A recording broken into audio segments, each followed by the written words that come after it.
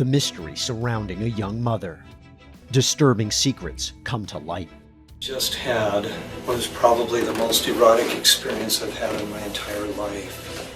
And an ending so shocking, it haunts people to this day. Josh Powell and Susan Cox's story began like many others.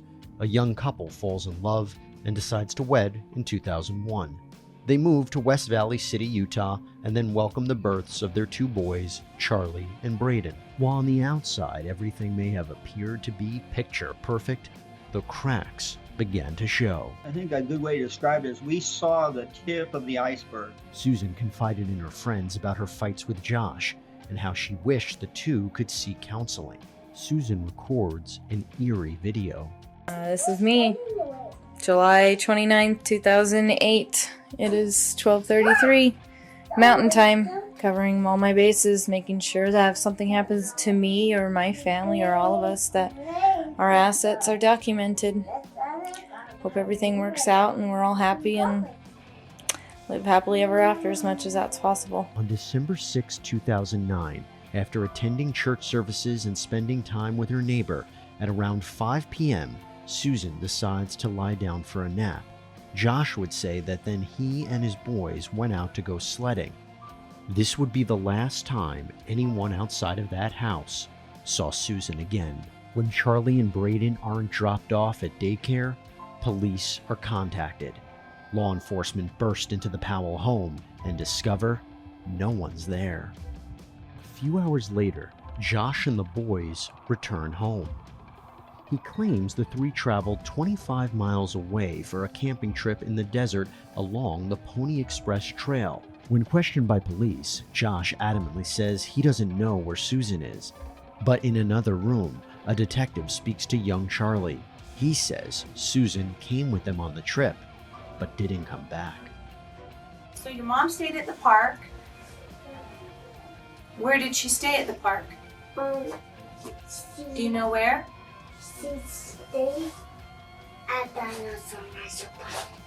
Do you know where at the park? No? My mom stayed where a Christmas park. It's not clear what Charlie was referring to, or if he was just using his imagination. One theory, though, is that perhaps Charlie was referencing the Dugway geobeds, an area filled with specialized rocks that contain crystals. Investigators conduct a search of the desert, but find no evidence of Susan.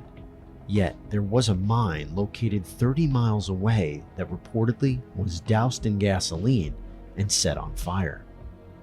Interestingly, Josh allegedly told a work colleague on a previous occasion that the best place to dispose of a body is down a mine shaft. Josh's father, Steven Powell, on the other hand, is a whole other story. In the years after Susan's disappearance, Steven and Josh would conduct a smear campaign against her, claiming she ran off with another man and threatening to release her diaries. But in 2011, the truth behind Steven Powell came out, as he was arrested and charged with voyeurism and child pornography. Evidence collected by authorities showed Josh's father was obsessed with Susan and would continually lust after her. Just had what is probably the most erotic experience I've had in my entire life. Susan has been feeling ill, she's been cold. And I offered to rub her feet, started massaging her legs. I would have loved to go all the way up her legs, but I did do her calves. In Steven's fantasies, he imagined that his daughter-in-law would reciprocate those feelings. The scariest part?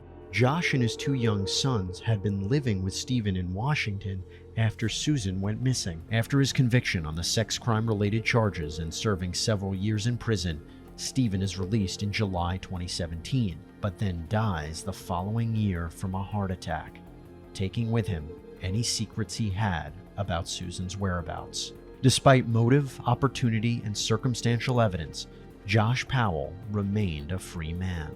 Susan's parents, Chuck and Judy Cox, pleaded with the state to not allow their son-in-law to have custody over his boys, Charlie and Braden, but the state disagreed. It was clear that they were ignoring us and listening to Josh and trying to work that in spite of the fact that their mother is missing, which they came out with, well, that's not domestic violence just because the woman goes missing. However, after Josh's father, Steven, whom the three had been living with in Washington, was arrested on child pornography charges, a state court took the boys away and then granted the Coxes temporary custody.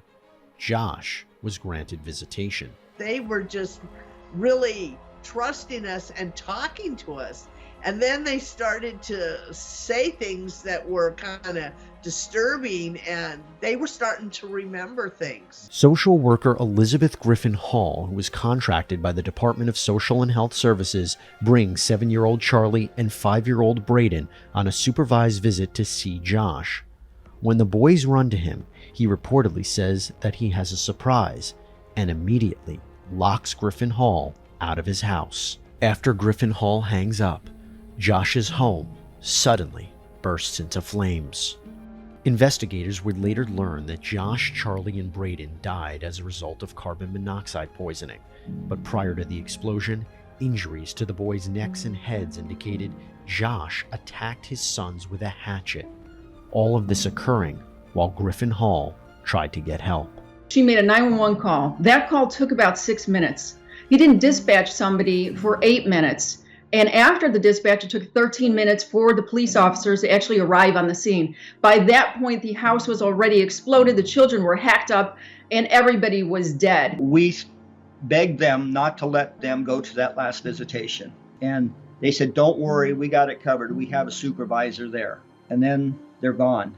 At the time, right before he killed the kids, he was being ordered to take a psychosexual evaluation and to take a polygraph because they had found incest cartoon porn on his computer in Utah. So the walls were closing in on him. One time, Charlie said to me around Christmas time, just before they were killed. Anyway, he said, he had drawn me a picture of a wreath, and it had a picture of his mom in the middle and said, help us find her. And he wanted me to get that to the media so that maybe somebody would start looking for his mother. In the aftermath of this tragedy, the focus turned to Washington's Department of Social and Health Services, or DSHS, to see if this horrific massacre could have been prevented. They were negligent of doing the job that they were paid to do, Child Protective Services. They weren't protecting the children. The Coxes ultimately filed a wrongful death lawsuit against DSHS, arguing the state agency could have saved their grandkids. A jury agreed and awarded Susan's parents a whopping $98 million verdict. In the end, we go back to the beginning. With over a decade after her disappearance, we still ask, where is Susan?